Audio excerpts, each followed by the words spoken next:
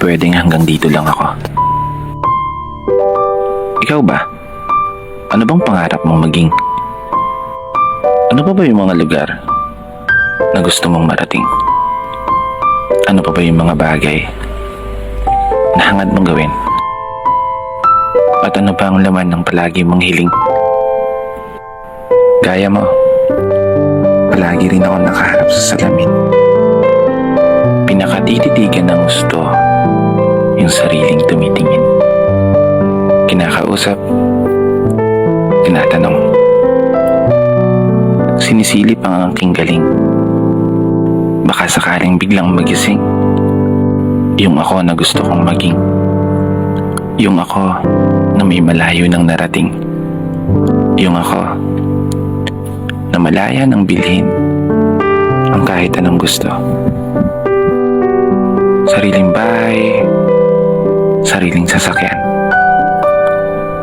sariling negosyo. Isang ako sa katauhan ng isang tagumpay na tao. Isang ako na tumama sa loto. Hindi naman tumatay ha. Pero seryoso, sarap siguro ng buhay natin, no? Pag naabot mo na yung mga pangarap mo.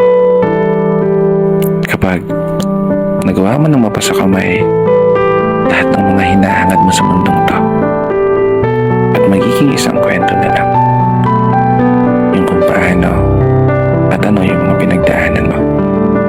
Isang kwento na maibabahagi mo sa ibang mga tao.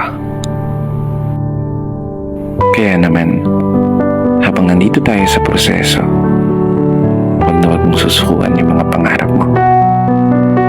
Kapag dumating ka man sa punto na palagi kang talo, humarap ka lang sa salamin at tignan ang sarili mo at subukan mong tanungin, hanggang dito na lang ba ako? At kapag biglang sumagot yan, tumakbo ka na.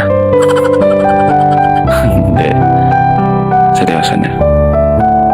Ika nga nila, ang pagsuko ay para lamang sa mga mahihinang nilalang.